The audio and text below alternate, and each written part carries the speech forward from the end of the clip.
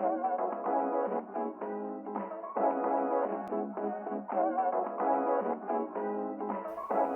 everyone, Aaron here. Welcome back to another anime review. Today we look at the series known as Ajin, Demi. Uh, well, I'll tell you guys a little short story before I start getting into this review. Number one, always make sure your mic is unmuted before you do reviews. I did a 9-minute review for this originally, and I'm not going to do another 9-minute review for this, but it was 9 minutes, and it was actually pretty good, I think, in my mind. And lo and behold, my mic was muted. I was wondering why no sound was coming out. This is not the first time I've done this, folks. I've done this in like several other reviews that I've actually talked about me doing that, and I always share that with you guys because as a reviewer, I'm telling you right now, it's gonna happen if you're not careful, and you'll be like, oh crap, that actually happened to me. Dang. Just make sure your mic's unmuted. Make sure that it's unmuted when you first start these things. Anyways, though, let's get on to the review for this.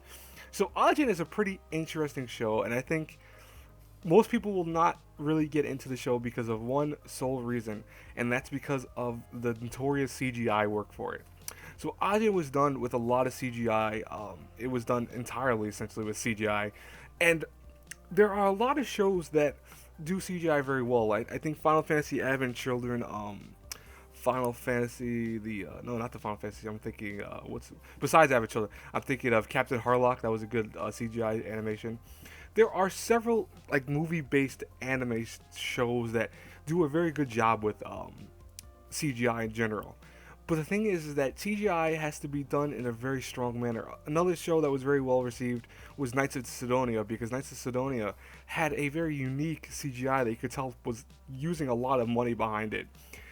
Ajin is not that case. Ajin actually looks really bad. Um, in my opinion, at least, me and my dad actually watched this. Actually, I watched this, and what's funny about that was that he liked the actual animation for this the whole way through. I hate the animation for Ajin entirely, but he even noticed that toward the end of the show, the animation picked up because clearly you could see that Ajin was getting more popular. That they decided, hey, you know what? We had to make people wait because the show had many delays, many delays. You know, what they decided to do was give it a little bit more money, and you could tell the CGI quality got better and better towards the last like 2 episodes, and the last episode entirely was like this way better. You could see the potential of the show being great, but most people will not stick around for Ajin because of the terrible CGI. But let's talk about what Ajin is and what's this all about. What's this weird show kind of about? So we have our main story being that in the modern day, both Tokyo and the world over, there are these creatures slash humans known as Ajin, who are beings that are able to die upon death. They actually come back to life. So they could be shot in the face. They could be, they could lose a lot of blood. They could be blood. They could be strangulated. They could be strangulated. That's not a word. Strangled is the word I'm looking for. Oh god. See, and that sucks, man. When I first did this review, I did not mess up at all for the 8 minutes doing this, and now I'm messing up with this. Wow. So they could be strangled. They could be gassed, whatever. And within a minute or maybe a few seconds, they will come back to life perfectly healthy, perfectly capable. Unless prior to them becoming Ajin, if they were hurt already, they do not get those parts healed. Like, for example, one character later on the show has an injury to his left leg that he was born with. He became an Ajin user later, and apparently because, he only got it later in life, the Ajin was only able to repair him when he dies, not repair the damage that were already caused to him. That's an interesting concept. Now, the main story, though, will focus on essentially Kei Nagi, who Kei is your typical high school student. He wants to succeed in life. He's very studious. He wants to go forth in his workforce. He wants to become a normal Japanese man. Like almost I think anyone wants to. They want to have that life of, working hard but also getting what they need out of life. Unfortunately for Kei, that's about to turn around completely when he discovers he's an Ajin after he gets hit by a bus not paying attention one day crossing the street. And everyone sees it. And what happens then is the government sends various different agencies after him, both the police, internal agencies, and so on. And he goes on the run. Now, Kei, over the course of the show, will become this character that you will resonate with because you feel for Kei in many ways. You're not going to feel for his personality. His personality is kind of very, I want to say one of those people that think about why they do something and not do it because they feel like doing it. More so, like he saves the character at one point, but it's not because he wanted to save the guy. He just more so did it just on the fly. He thought of like, oh, you know what? I want to do it because I can, not because I don't want to. It's not because I want to actually help him. It's just because I could do it. So that that goes to show you that his character will always not resonate per se with everyone, but you will resonate with the struggles he has to deal with, and understand why he becomes darker over the course of the show. Very similar.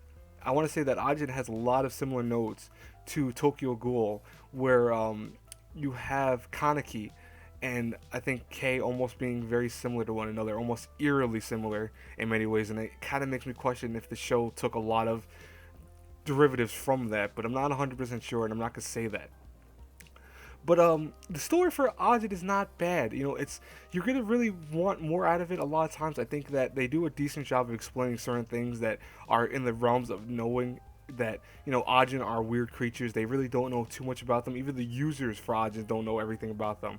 So I think keeping you in the dark about that is a good idea. I don't think knowing everything about them would be a great thing. You learn over the course of the series like various weaknesses. You learn that K actually has stronger Ajin because of the fact that he can do things that other Ajin users cannot do, like for example summoning his Ajin multiple times, that usually after like the first 2 or 3 times most users cannot summon their Ajin again. He can summon it like 5 or 6 times without tiring.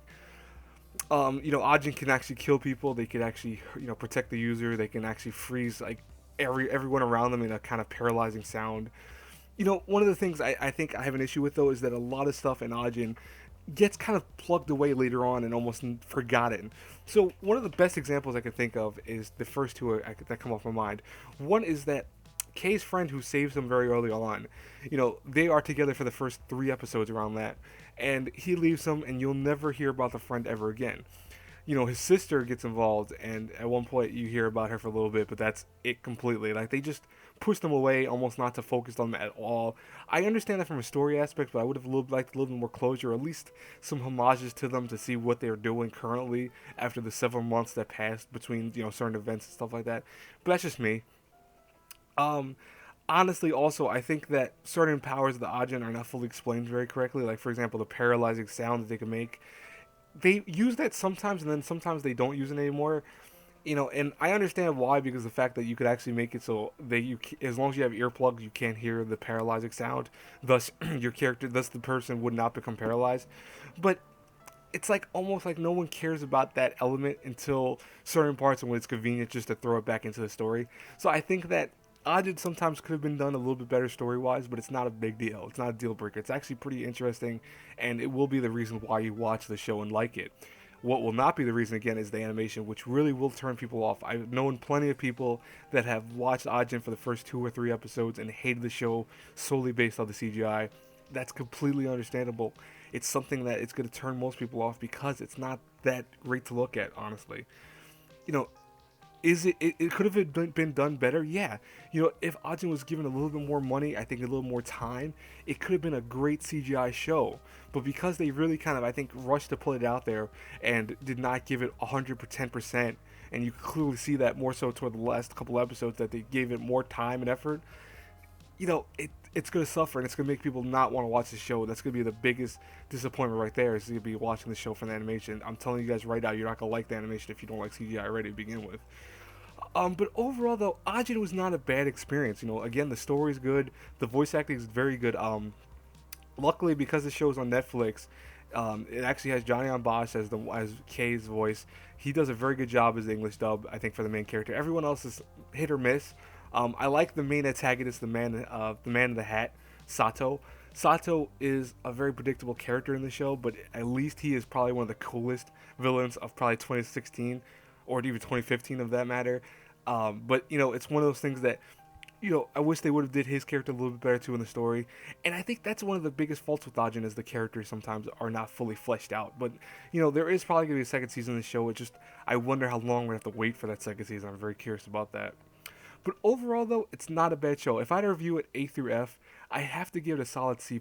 It's a show that you may not remember for like years down the road, but it's a show that if you watch it once, you will enjoy your time watching it. You will enjoy the kind of crazy antics that happen on the show. Some of the action fight sequences are really good. Some of the storytelling is very, very well done. It's just not going to be one of those shows that you really get to give a crap about after, several months. You're going to be like, well, I remember watching that show, but it wasn't, it's okay. It's not bad. That's probably what everyone's going to say about the show, and it's very true about it. But anyways, guys, that's it for my review. I hope you guys liked it. As always, guys, please like, comment, subscribe. Really helps me out a lot. And as always, until our paths cross again in the next review, have a good one, everyone. Bye-bye.